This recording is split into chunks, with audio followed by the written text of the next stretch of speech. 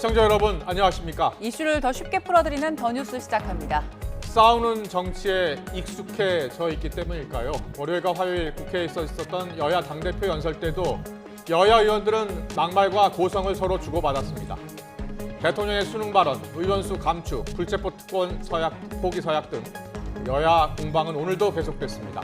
더 정치 시간에 풀어드리겠습니다. 비행 중인 여객기의 비상문을 열겠다고 난동을 부린 10대 승객이 마약 검사에서 양성 반응이 나온 걸로 전해졌습니다.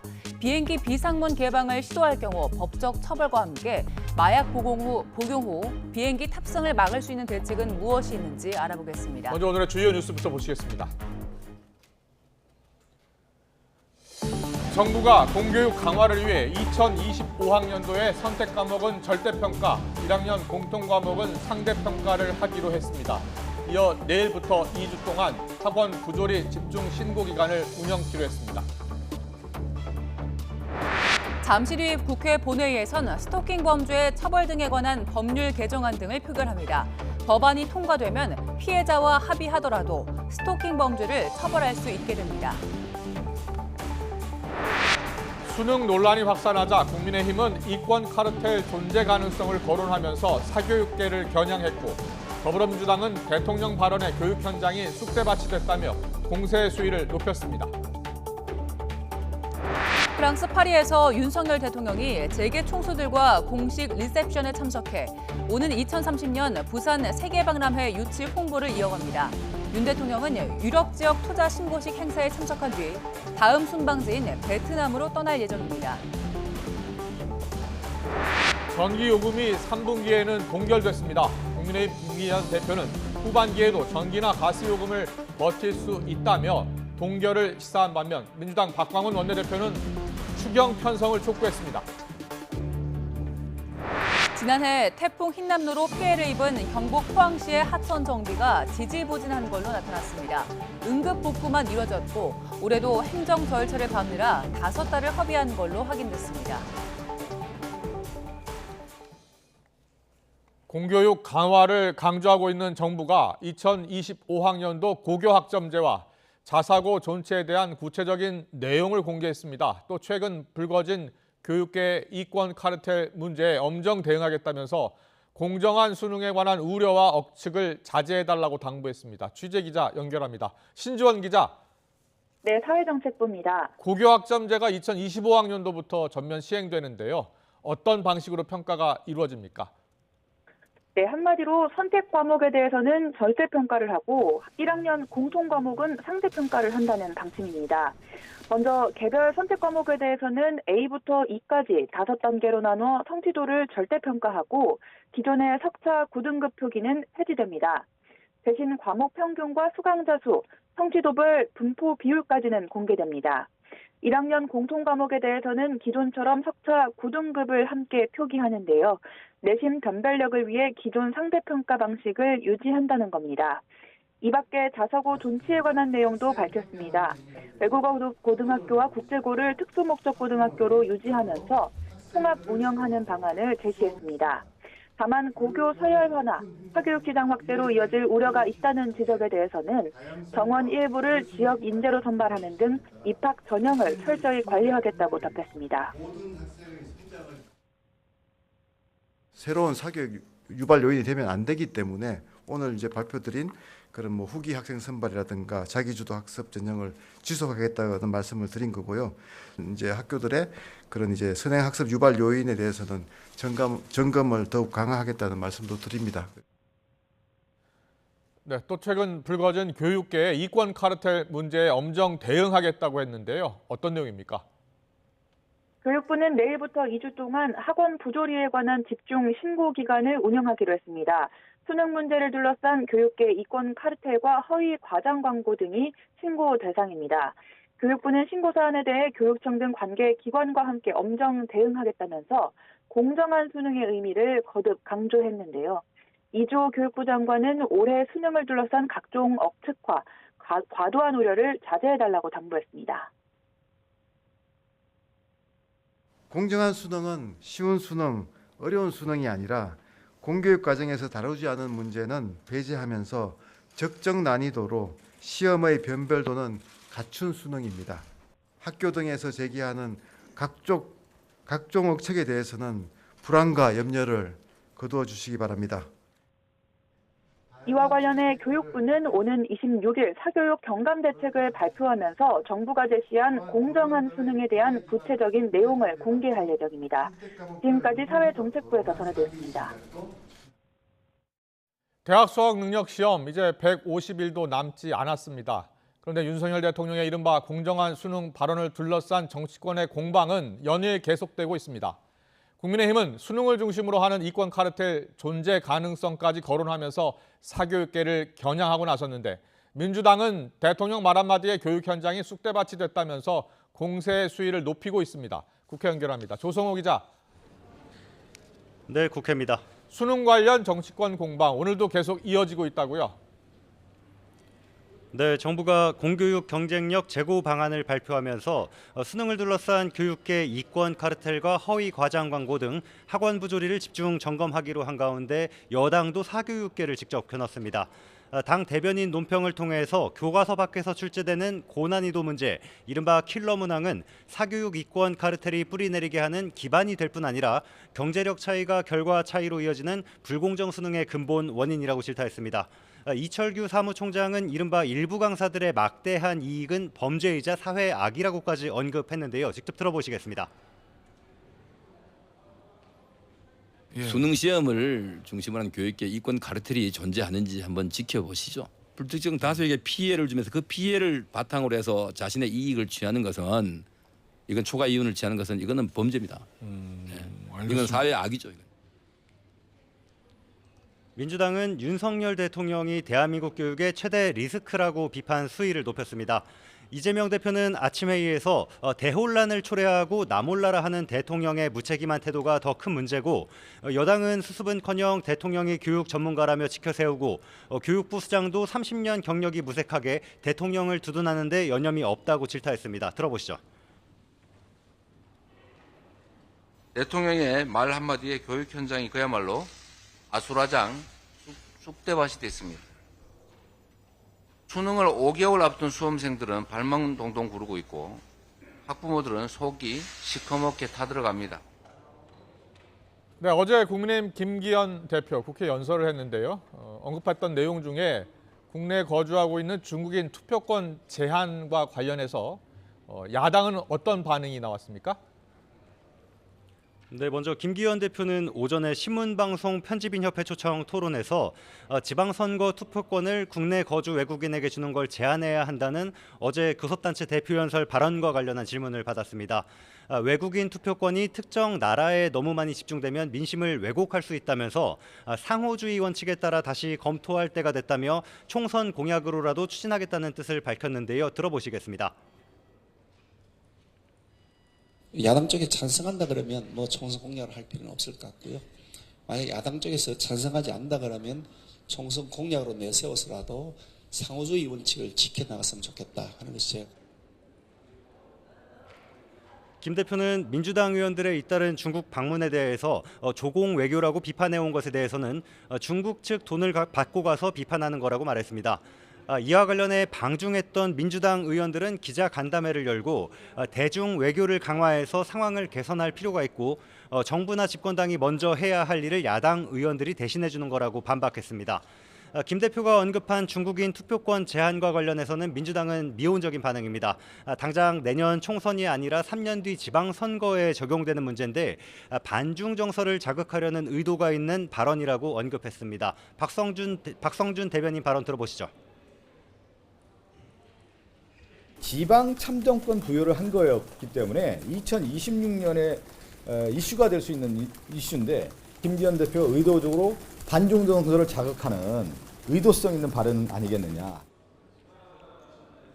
잠시 뒤 본회의가 열리는데요. 어떤 법안들이 처리됩니까?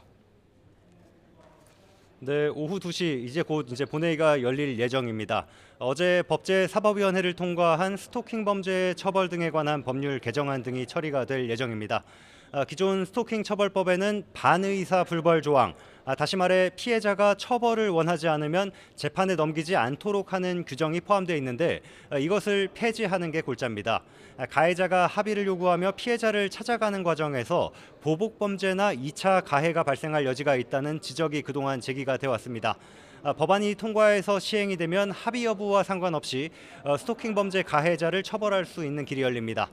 스토킹 가해자에게 전자발찌를 비롯한 위치 추적 전자장치를 부착할 수 있도록 하는 법안도 표결이 이뤄질 예정입니다.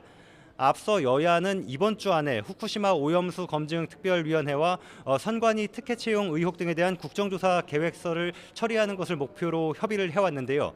여당은 오염수 검증은 국제원자력기구 발표 이후에, 선관위는 감사원 감사 이후에 국정조사를 해야 한다며, 그리고 야당은 협의한 대로 처리하자며 서로 이견을 좁히지 못하고 있습니다.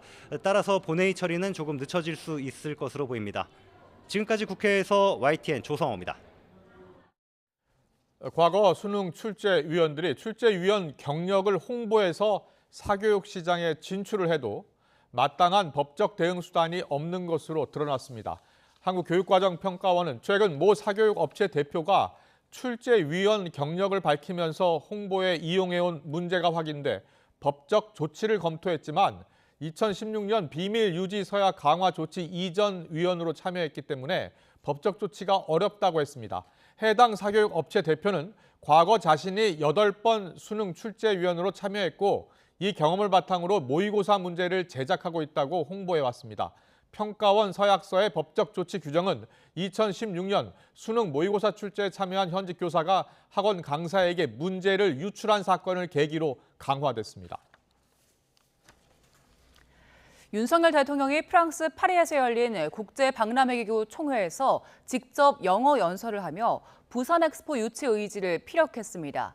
윤 대통령은 역사상 가장 완벽한 세계 박람회를 만들 거라면서 이미 준비는 완료됐다고 자신했습니다. 박석영 기자의 보도입니다. 국제박람회기구 총회의 4차 경쟁 프레젠테이션. 윤석열 대통령은 부산 엑스포 유치를 위한 영어 연설에서 역사상 가장 완벽한 세계 박람회를 만들겠다고 역설했습니다. 월드컵과 올림픽을 개최한 경험을 강조하면서 대한민국은 한마음으로 엑스포를 열망하고 있다고 호소했습니다. We will make it the best World Expo of all time. Busan is ready. We are united. 전쟁으로 황폐했던 대한민국이 경제 강국이 되기까지의 경험을 국제사회와 공유하겠다며 경쟁이 아닌 연대의 가치를 내세웠습니다. 또 부산 엑스포를 통해 모든 나라가 문화와 전통을 표현할 수 있게 하고 세계 청년들이 함께 협력하는 플랫폼을 만들겠다고 약속했습니다. 윤 대통령의 연설에 앞서 든든한 지원군들도 함께했습니다. 현장 연사로 등장한 가수 싸이 씨는 비빔밥을 예로 들며 한류 성공의 바탕이 된 대한민국의 융합과 독창성을 강조했습니다. We love to mix different genres to create something truly unique, like our best-known meal, bibimbap. Let me wear this before I finish. 박람회장 설계를 총괄한 건축 전문가는 조화로운 한옥 정신을 콘셉트로 소개했고, Our ambition is to make this site a place for harmony of nature, humanity, and technology. 교육기술 종사자는 교육 장벽의 해소를 위한 연대를 강조했습니다. As no individual, business, or nation can solve these problems alone. 부산 엑스포 홍보대사인 성악가 조수미 씨, 프랑스 건축가 도미니크 페로, 걸그룹 에스파 카리나는 영상 출연으로 힘을 보탰습니다. 30분 동안 이어진 경쟁 PT, 윤 대통령의 직접 연설과 진정성 있는 메시지로 마지막 승부수를 던졌습니다. YTN 박석영입니다. 이번 국제박람회기구 총회엔 4대 그룹 총수도 모두 참석해서 힘을 보탰습니다. 민관이 하나가 돼서 총력전을 펼친 건데 YTN이 단독으로 만난 정의선 현대차 회장과 최태원 SK 회장은 이번에 준비를 잘한 덕분에 희망이 더 생겼다고 말했습니다. 프랑스 이실의 몰리노에서 박소정 기자가 전합니다. 짜임새와 내용 모두 다른 나라보다 월등했다는 평가를 받은 대한민국의 4차 프레젠테이션. 윤석열 대통령은 미소를 머금은 채 흡족한 얼굴로 총회장을 떠났습니다. 부산 엑스포 유치를 위해 총 출동한 4대 그룹 총수들도 눈에 띄었습니다. 이재용 삼성전자 회장은 말을 아꼈지만 프레젠테이션 어떠셨어요? 소감 한마디 해주실 수 있을까요? 수고하셨습니다. 정의선 현대차 회장과 최태원 SK 회장은 우리 프레젠테이션이 가장 훌륭했다고 평가하면서 엑스포 유치에 대한 기대를 높였습니다. 부산에 대해서 아주 잘 표현이 됐고요. 그래서 다른 나라도 잘했지만은 한국이 잘한 것 같습니다. 어떻게 전망하세요? 글쎄요, 좀 앞으로 더 노력을 많이 해야 되겠다 그런 생각을 많이 했는데요. 오늘 보면서 좀 희망도 더 많이 생긴 것 같습니다. 형식과 내용에서 저희가 상당히 우위에 섰다고 생각합니다. 엑스포 유치 가능할 거라고 보세요? 해올게요. 부산 엑스포 유치 지원 특별위원회 소속 여야 국회의원 7명도 부산 유치를 위해 손을 맞잡았습니다. 김건희 여사는 주 프랑스 한국문화원에서 열린 부산 특별전을 외신 기자들과 함께 찾아 홍보에 나섰습니다. 파리가 아주 열정적인 도시잖아요. 근데 우리 부산 엑스포 2030을 앞두고 대한민국이 비로소 아주 지금 현재 굉장히 뜨겁습니다. 한국전쟁 당시 피란 수도 부산에서 예술가들이 모여들었던 광복동 다방, 밀다원을 재현한 곳에선 돌아와요 부산항해가 흘러나왔습니다. 민관이 원팀으로 총력전을 펼치는 가운데 강력한 경쟁국인 사우디아라비아에 막판 역전승을 거둘 수 있다는 희망 섞인 예측도 나오고 있습니다. 이제 오는 11월에 열리는 총회에서 진행될 마지막 5차 프레젠테이션과 179개 회원국들의 최종 투표만 남았습니다. 프랑스 이실의 물리노에서 YTN 박소정입니다.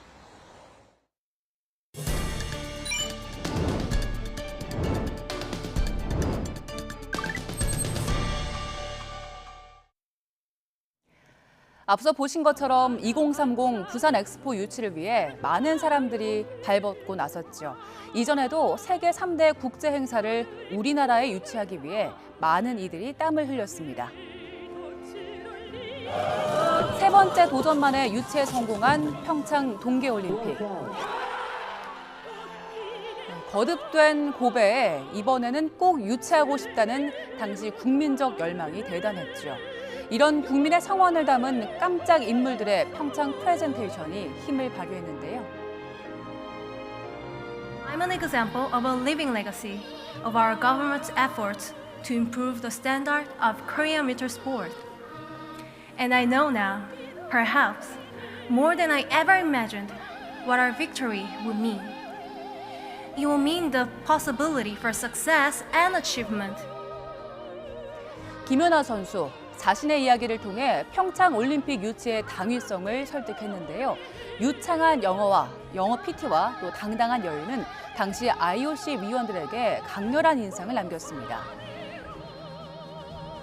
이명박 전 대통령은 결전지인 남아공 더반으로 이동하는 중에도 비행기에서 내내 연습에 몰두했다고 하는데요. 참모들이 목소리가 갈라지지 않을까 걱정을 하자 목소리가 갈라져도 진정성을 갖고 설명하면 감동을 줄 수 있다고 말한 걸로 전해집니다. 평창 2018 is a national priority of the Korean government and has been so for the last 10 years. As the President of the Republic of Korea, I guarantee you the full and unconditional support of the Korean government. 2002년 한일 월드컵은 유치 과정이 순탄치 않았습니다. 정몽준 당시 대한축구협회장, 월드컵 유치를 정치적 목적으로 사용한다는 비판을 받기도 했고요. 또 우리보다 일찍 유치에 나선 일본이 더 좋은 조건이었지만 결국 판세를 뒤집고 한일 월드컵 공동 개최라는 성과를 이뤄냈습니다. 당시 우리 국민의 성원은 대단했고요. 차범근 전 축구 감독과 축구 좋아하기로 유명한 가수 김은국 씨 등 많은 스타들도 응원을 보냈습니다. 장래가 상당히 아주 밝다는 그런 생각이 들고요. 또 이런 열기가 그 세계의 여론에 이제 부각이 돼서 월드컵 유치 결정을 하는데 상당한 그런 도움이 될 걸로 생각이 되어집니다. 국내 축구 붐 조성을 위해서 제가 할 수 있는 모든 축구 이벤트, 쇼, 축구장을 또 왜 찾아야 되는 이런 의미, 여러 가지 활동을 구체적으로 조직적으로 많이 하겠습니다. 2030 부산 엑스포 유치를 위해 이제 마지막 5차 프레젠테이션만 남겨두고 있습니다. 최종 투표를 앞두고 11월 28일에 진행되는데요. 올림픽과 월드컵에 이어 엑스포까지 우리나라가 세계 3대 행사를 유치하며 또 한 번의 역사를 쓸 수 있길 응원합니다.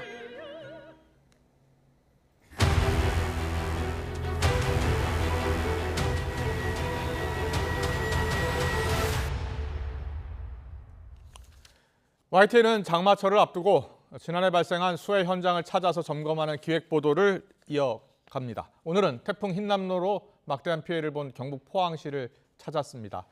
당시 도심을 가로지르는 하천인 이 냉천이 범람하면서 아파트 지하주차장을 덮쳐서 7명이 숨지는 참사가 있었죠.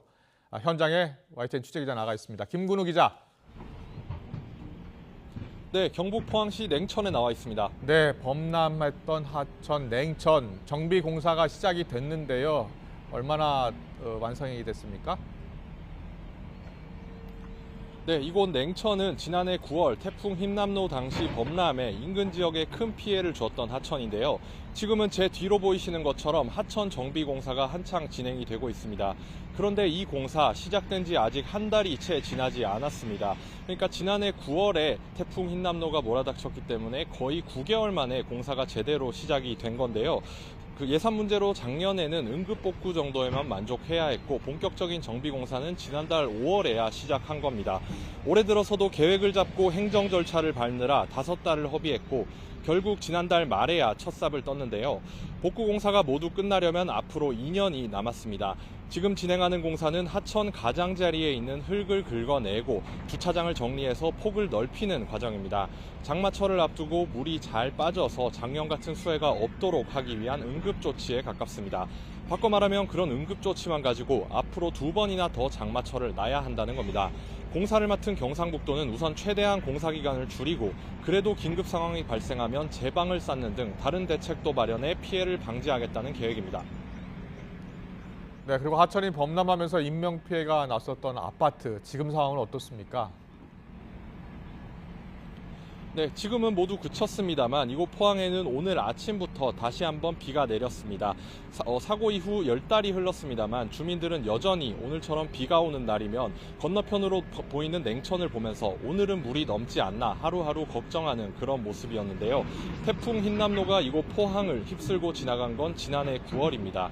불과 7시간 만에 340mm가 넘는 그야말로 물폭탄이 쏟아지면서 곳곳이 물에 잠기는 피해를 입었는데요. 특히 앞서 봤던 냉천이 범람하면서 이른 아침 주차해뒀던 차를 옮기러 지하주차장으로 내려갔던 주민 7명이 숨졌습니다. 이후 물막이 문을 설치하는 등 여러 가지 대비가 이뤄졌지만 여전히 임시 방편에 불과하다는 지적이 나옵니다. 주민의 말 직접 들어보시겠습니다. 한꺼번에 그 많은 수량이 닥쳤을 때 시간을 벌어줄 수는 있지만 저 차수막이 있다고 해서 작년 같은 피해가 없으리라고는 생각할 수가 없습니다. 미봉책에 불과합니다. 아파트 주민들은 물론 지역사회 전체가 지난해 수해의 트라우마에 시달리고 있는 만큼 지금보다 더 세심한 수해 대책과 빠른 복구가 필요하다는 목소리가 큽니다. 지금까지 경북 포항 냉천에서 YTN 김근우입니다.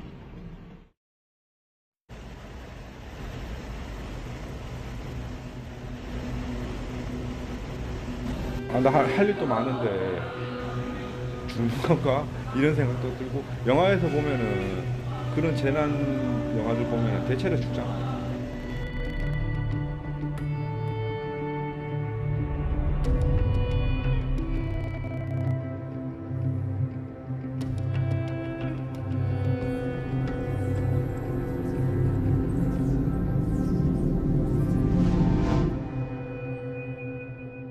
공격당한 느낌 다 받았습니다. 누가요? 제가요. 문 열면 위험할 거라는 생각 혹시 안 하셨어요? 대한민국 권력층에 그게 공격받는다는 느낌을 받았습니다.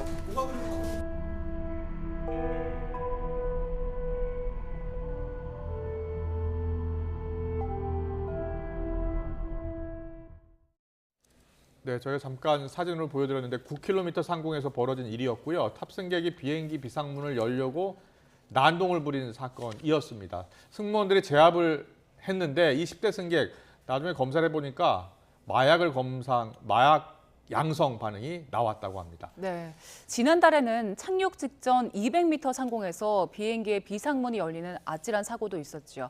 구속된 10대에게 적용되는 범죄의 혐의가 무엇이고 또 어떤 처벌받게 되는지 김성훈 변호사와 짚어보겠습니다. 어서 오세요. 안녕하세요. 네.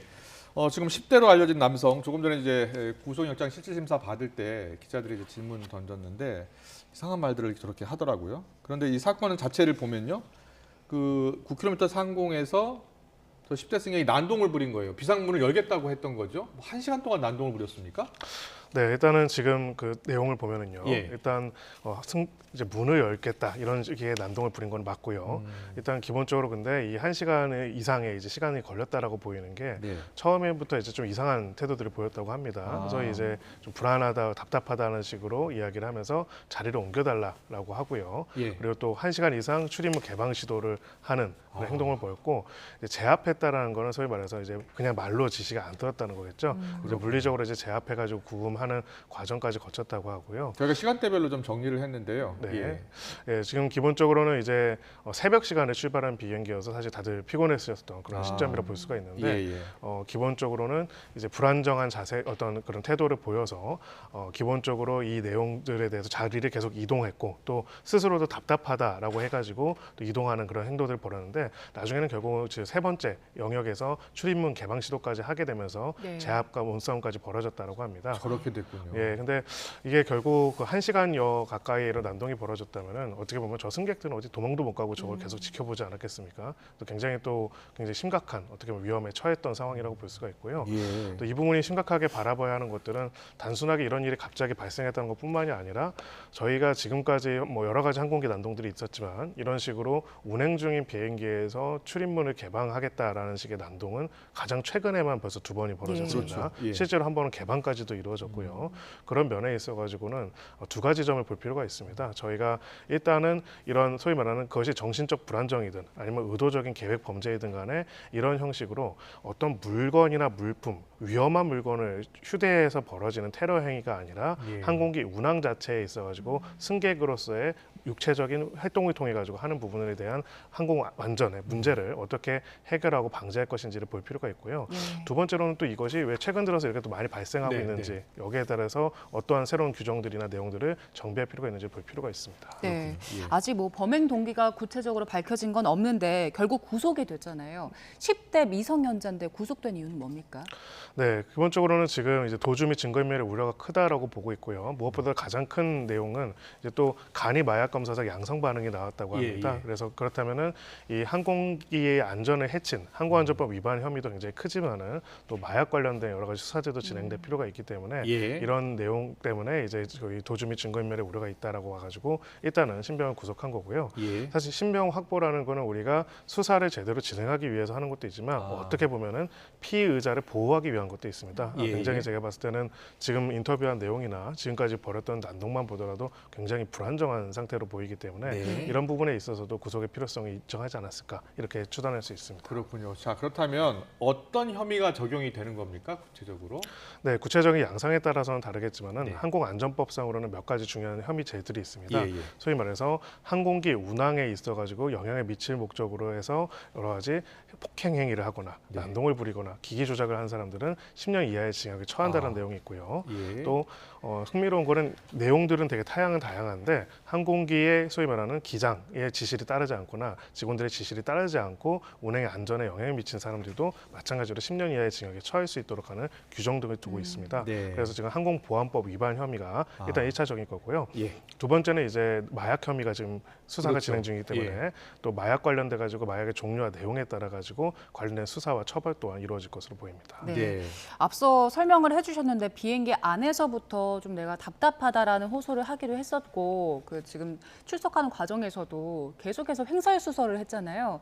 만약에 조사 과정에서 내가 기억이 안 난다 이렇게 심신미약이나 정신적인 이유들을 주장하면 형량에도 영향을 미칩니까? 네, 항공안전보안법 위반 혐의에 대한 양형에서는 영향을 미칠 가능성도 있습니다. 다만 이제 마약 같은 것들을 마약을 복용한 상태에서 그런 항변을 하게 된다면은 사실은 이거는 원인에 있어서 자유로운 행위라고 하거든요. 예. 스스로 이제 그런 심신장애 상태를 야기하고 그런 다음에 심신장애라는 이유로 감형받는 거는 허용이 되는 게 아닌 게 맞겠죠. 예, 그렇기 예. 때문에 마약 혐의에 대한 처벌을 받고 이것을 심신미약으로서 감경되는 폭이 인정이 안 되거나 인정되더라도 매우 미약할 가능성이 높습니다. 네. 앞서 잠깐 설명해 주셨는데 이 항공보안법 위반 혐의 최고 형량이 10년입니까? 맞습니다. 네. 이게 굉장히 지금 낮다라고 볼 수가 있고요. 그래서 이번에 이 항공보안법 관련돼서 사실 이렇게 많이 논의가 없다가 네. 최근에 이런 일이 자주 발생하다 보니까 이 형량이 얼마나 법정형이 적정한지에 대해서 한번 살펴봤습니다. 네. 가령 우리 형법에는 비슷한 항공기는 아니지만 비슷한 형태의 범죄들이 몇 가지가 예, 예. 있습니다. 가장 대표적으로 일반적으로 있는 게 현주 건조물 방화죄라는 게 있죠. 사람이 사용하는 건물에 대해서 불을 지르는 예, 행위. 예. 3년 이상의 징역으로 처벌하게 되어 있고요. 네. 폭발물 등을 사용해가지고 사람들을 해칠 수 있도록 하는 죄, 폭발물 사용자 같은 경우는 5년 이상의 징역. 5년 이상이니까. 네, 뭐 사형이나 무기도 가능하게 예. 되어 있습니다. 또 그 외에도 기차 등의 전복죄가 있습니다. 기차가 운행하는 과정에서 기차를 전복하게 하려는 시도를 한 경우에 미수범도 처벌하는데 이것 또한 또 7년 이상의 징역에 처하게 되어 있고 무기까지 가능하게 되어 있습니다. 예. 자, 그걸 보면은 폭발물이나 기차나 그리고 방화나 다 어떤 위험이냐면 특정 개인뿐만 아니라 다중에게 위험을 끼칠 수 있는 굉장히 위해가 가하는 행위이기 때문에 그렇죠. 이렇게 예. 엄중하게 처벌하는 것이고 몇 년 이상이라고 하는 이론적으로는 여기서는 대부분이 무기징역까지도 가능할 수도 있고 또 수십 년 형도 가능할 수가 있는데 네. 지금 10년 이하의 징역을 한다는 건 사실은 형평이 너무 안 맞는 거죠. 예, 예. 항공기 같은 경우에는 난동이나 어떤 그런 문제가 발생을 했을 때 그것이 항공 운행에 지장이 간다면은 승객들도 당연히 직접적으로 수백 명이 위험에 처하고요. 만약에 이것이 주거지 인근에서 벌어지게 된다면은 사실은 추락함으로 인한 굉장히 큰 형태의 그러네요. 테러가 될 수도 있습니다. 그래서 예. 지금 이러한 위험성에 비례해서 법정형을 조정해야 하는 게 아닌가라는 논의도 필요합니다. 그러면 혐의를요, 그냥 그 항공보안법 외에 다른 혐의를 적용할 수 있는 거 아닙니까? 뭐 불특정 다수를 향한 뭐 테러 혐의 이렇게 적용시킬 수 있는 건 아닙니까? 네, 그래서 일단 그 부분도 한번 검토해볼 필요는 있는데요. 예. 이제 만약에 그러려고 한다면은 이게 계획적인 테러 행위라는 아, 부분들이 보여져야 할 겁니다. 근데 아마 지금 정황과 상황으로 봤을 때는 해당되는 피의자는 스스로 이제 우발적이고 예, 불안정한 예. 상태에서의 범행이라고 주장할 가능성이 높기 때문에 그렇군요. 그 부분에 있어서는 조금 입증이 어려울 수는 있습니다. 네. 그리고 지난달에는 그 대구로 가던 아시아나 항공기 그때는 문이 열렸잖아요. 실제로 열렸죠. 그래서 손해배상에 대해서 궁금해하는 분들 많으시거든요. 지금 국토부 중간 조사 결과 보니까 예상 수리비가 6억이 넘더라고요. 이 6억 원은 누가 배상을 하는 겁니까? 네, 원칙적으로는 그런 불법 행위를 한 가해자라고 할 수 있는 해당되는 이제 기소가 됐으니까 피고인이죠. 피고인이 관련된 손해배상을 할 의무가 있고요. 또 이제 아마 그 수리비 말고도 수리하는 동안에 휴업 손해가 있을 예. 겁니다. 그 부분에 대해서 원칙적으로는 배상 책임이 있다 이렇게 볼 수가 있습니다. 예. 승객들도 상당히 불안했고요. 네. 그 승객의 안전을 책임지는 회사는 항공사잖아요. 항공사로부터 어떤 배상을 받을 수 있는 방법은 없습니까? 네, 그럴 가능성도 있습니다. 예. 왜냐하면 이제 기본적으로는 이런 행위들이 실제로 이제 항공기 추락으로 이루어지지 않다고 하더라도 예. 사실 수많은 승객들한테 굉장히 극심한 얼마나 고통을 놀라셨겠어요. 공통과 이제 어떤 불안을 유발할 수밖에 없기 때문에 예. 실제로 이제 직후에도 병원 치료를 받으신 분들도 많이 있습니다. 그래서 기본적으로 이런 과정에 있어서는 항공 이런 여객 운송 계약에서는 여객을 제공하는 사람으로서는 보수적인 의무로서 여기서 여기까지 이동하는 것뿐만 아니라 이동 과정에 있어서 승객의 건강과 안전을 보호하고 지켜야 할 의무가 있습니다. 네, 그 네. 의무 위반으로 인한 부분에 대한 손해배상 청구를 할 수가 있고요. 다만 이제 항공사로서는 이런 항변을 할 겁니다. 이 부분은 자신들이 예측 불가능한 범위에 있었고 자신이 통제할 수가 없었고 실제로 그 일이 발생했을 때 사후적으로 저희들이 적절한 조치를 취했다라는 네. 식으로 면책을 주장을 하겠지만 이런 부분들이 이제 손해배상을 아예 면제시켜주는 이유가 될지 아니면은 손해배상액이 인정되는데 항공사의 손해배상액을 조금 감경해주는 요소가 될지는 당시에 사전적으로 어떤 대비를 했는지와 사후적인 조치가 적정하는지 이 두 가지를 바탕으로 판단될 것입니다. 만약에 항공사가 배상을 해줘야 된다면 해주고 나서 또 이 피의자한테 다시 또 손해배상을 청구할 거 아니에요? 그렇습니다. 그런데 이 피해자가 예. 능력이 안 되면 어떻게 합니까? 네, 여기선 사실 답이 없습니다. 왜냐하면은 결국은 여러 소송이라는 것도 얼마가 인정되는지도 중요하지만 예. 그것이 확정되더라도 집행 가능한 재산이 없다면은 500억이 인정이 된다고 하더라도 사실은 집행을 할 수 있는 부분이 없는 것이죠. 그렇군요. 예. 보험을 들었으면 이제 보험사에서 해줄 수 있는 방법 같은 건 네, 없습니까? 그거는 가능할 수 있습니다. 아마 항공사 같은 경우에는 항공기 파손이라든지 이런 부분에 대한 내용들은 거의 대부분 보험이 가입되어 있을 거기 때문에 예. 일단은 보험사로부터 관련된 돈을 지급받고 해당되는 보험사가 이런 가해행위를 한 사람들의 대상으로 소위 말하는 구상금 청구 소송을 제기할 가능성이 예. 높습니다. 그 짧은 기간 안에 비슷한 사고가 연달아 일어나서요. 이거 모방 범죄 일어나지 않을까 이런 걱정하는 분들 많은데 네. 실질적인 대책들도 좀 필요할 것 같아요.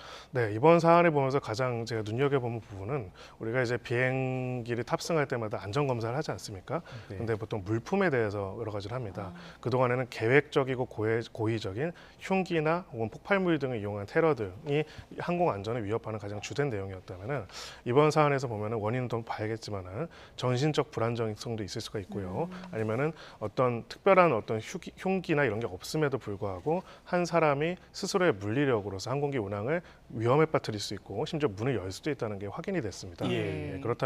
그렇다고 해서 저희가 항공기 탑승할 때마다 모든 사람들의 정신적 안정성을 검사해 볼 수는 없지만은 적어도 그런 위급한 요소들이 발생했을 때 그 부분을 신속하게 제압할 수 있고 물리적으로 그것이 항공기 운항에 지장을 안 갈 수 있는 구조와 태도를 만들어야 하는 게 아닌가라는 생각이 듭니다. 네, 마지막으로요. 해외 사례를 잠깐 봤더니요. 그 멕시코 남성인데 활주로에서 뛰어내렸는데 마약을 했어요. 그러다 보니까 최대 20년 옥살이를 산다고 하던데요. 맞습니다. 예. 미국 같은 경우에는 지금 항공 운항에 이런 식으로 지장을 끼치는 행위를 했을 경우 예. 폭행행위까지 포함해가지고요. 이랬을 경우 최대 징역형이 20년형까지 가능하고요. 벌금만 해도 손해배상은 별개로 3억 원 이하까지도 가능하게 되어 있습니다. 그렇군요. 굉장히 중대한 테러 범죄로 보고 있기 때문에 예. 이 부분에 대해 가지고는 우리 또한 법정형뿐만 아니라 이 부분이 얼마나 큰 법적인 위험을 야기하는 것인지에 대한 부분들에 대한 경고와 예방 조치 또한 같이 필요한 상황입니다. 네, 알겠습니다. 항공안전법 관련해서 보완 대책 마련이 필요할 것 같습니다. 김성훈 변호사와 함께 알아봤습니다. 잘 들었습니다. 감사합니다.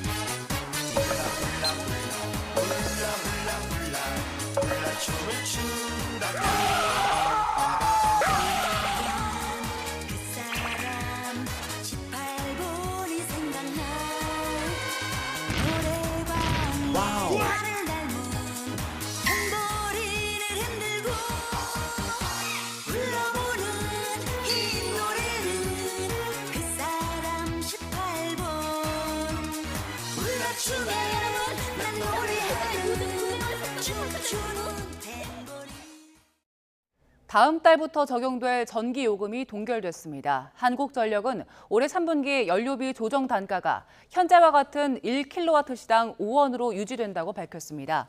전기 요금은 구성 요소 중 직전 3개월간 연료비 변동 상황에 맞춰 조정되는 연료비 조정 단가를 유지하고 다른 항목을 조정하지 않아서 3분기 전기 요금은 전체적으로 동결됐습니다. 국민의힘 김기현 대표는 2분기에 한 자릿수 비율로 인상한 전기가스 요금에 대해 올해 후반기에는 요금 인상이 없을 것임을 시사했습니다. 김 대표는 우리가 예상했던 대로 에너지 가격이 하향 안정 추세를 유지하고 있다며 아직 예측 수준이긴 하지만 후반기에는 전기 요금과 가스 요금이 버틸 수 있을 것 같다고 말했습니다. 한국소비자단체협의회는 국제 곡물 가격이 하락세를 보이는 만큼 식품 기업들이 조속히 소비자 가격을 인하해야 한다고 밝혔습니다. 협의회는 성명을 내고 지난해 밀 등의 원재료가 상승을 이유로 많은 소비재 기업들이 거침없이 가격을 올렸다며 10% 안팎 인상된 과자와 라면류 가격 등을 사례로 들었습니다. 이 같은 성명은 지난 18일 추경호 부총리의 라면값 인하 발언 이후 나온 겁니다. 침몰한 여객선 타이타닉호를 보려다 실종된 잠수정 타이탄에 대한 수색과 구조 작업이 난항을 겪고 있습니다. 잠수정에 남아있는 산소가 모두 떨어질 걸로 예상되는 내일 오후까지가 구조의 골든타임이 될 걸로 보입니다. 이만수 기자의 보도입니다.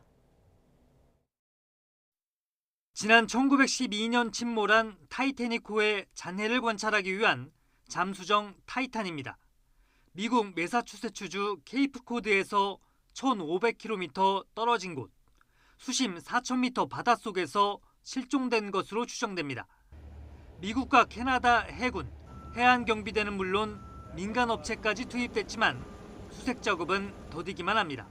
To date, those search efforts have not yielded any results. 조종사를 포함해 영국의 억만장자 등 승객 5명의 생사 여부도 확인되지 않았습니다. 구조당국은 잠수정 안에 아직 40시간 정도 숨 쉴 수 있는 산소가 충전돼 있는 것으로 추정합니다.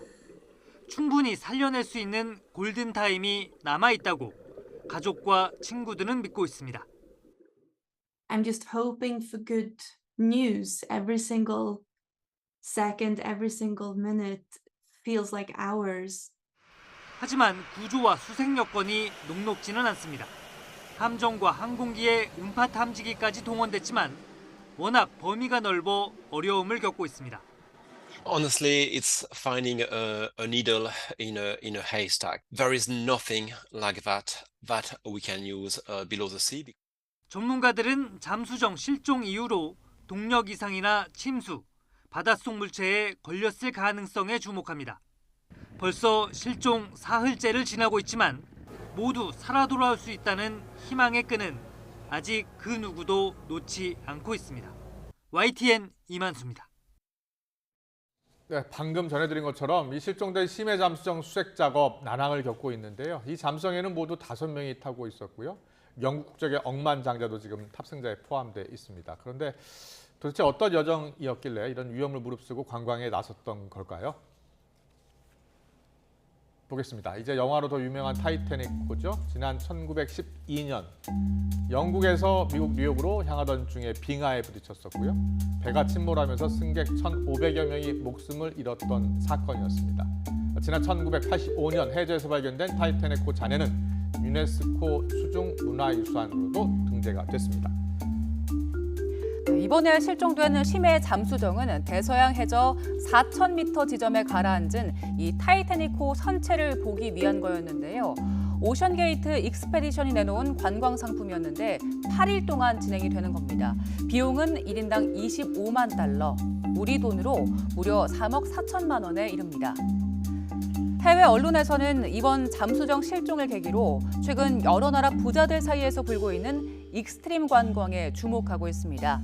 특별한 여행을 위해서 거금을 낼 의사가 있고 위험도 무릅쓸 준비가 돼 있는 여행객들을 위한 상품입니다. 네, 이 멕시코에서는요, 바다에서 백상아리와 함께 수영을 하는 관광 상품이 있고요. 또 뉴질랜드 활화산을 가까이에서 구경하기도 합니다. 가장 비싸고 위험한 투어 가운데 하나는 우주 비행 상품입니다. 좌석당 45만 달러, 약 5억 8천만 원에 판매되고 있습니다. 다만 이번 사건에서처럼 위험을 무릅쓴 여행이 꼭 좋은 경험으로만 남는 건 아닌데요. 뉴질랜드 화산 투어 과정에서는 지난 2019년 실제 화산이 폭발하면서 실종자를 포함해 16명이 숨지기도 했습니다. 당시에도 관광이 너무 위험하다는 주장과 모험에는 위험이 뒤따른다는 주장이 팽팽히 맞섰는데요. 이번 심해 잠수정 실종을 둘러싸고도 비슷한 논란은 이어질 걸로 보입니다.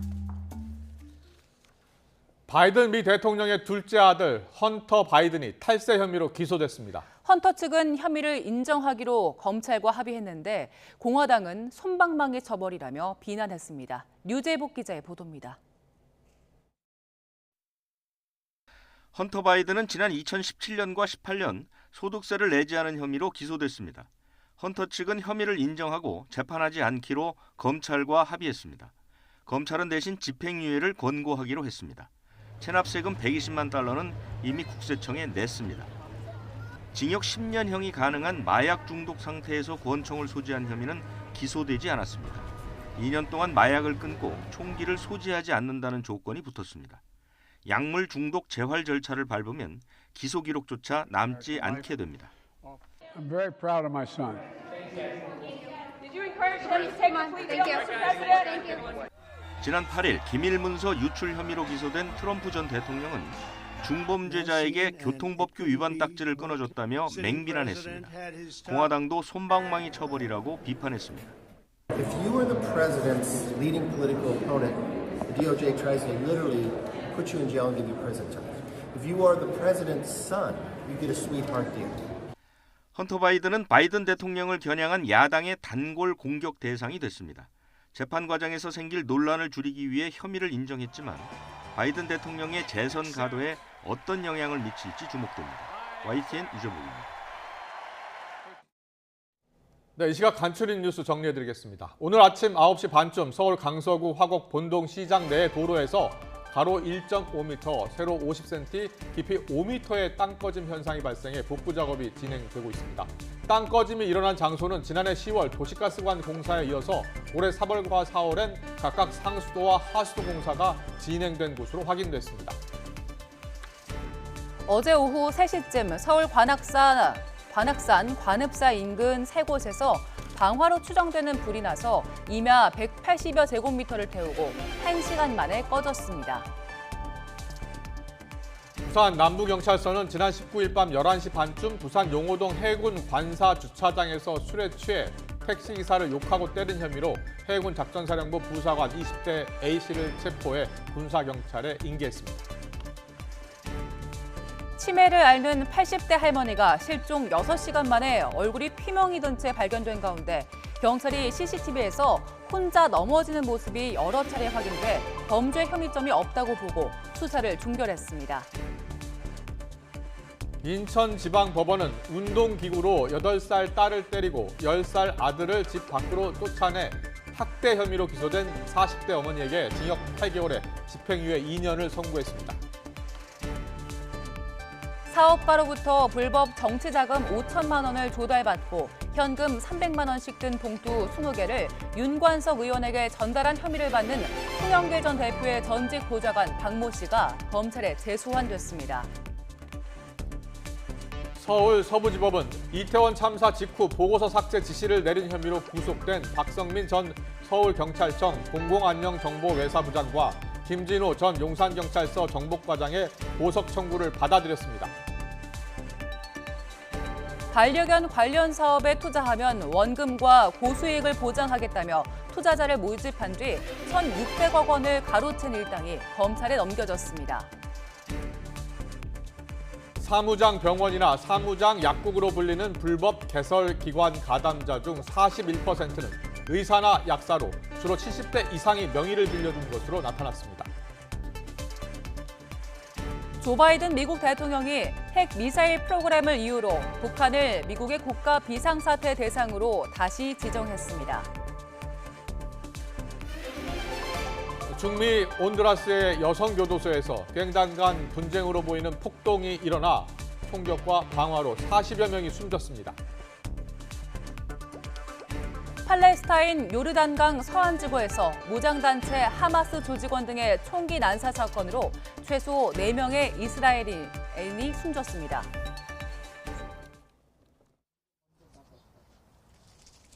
서울은 하늘빛이 잔뜩 흐린 가운데 곳곳에 산발적인 비나 빗방울이 이어지고 있습니다.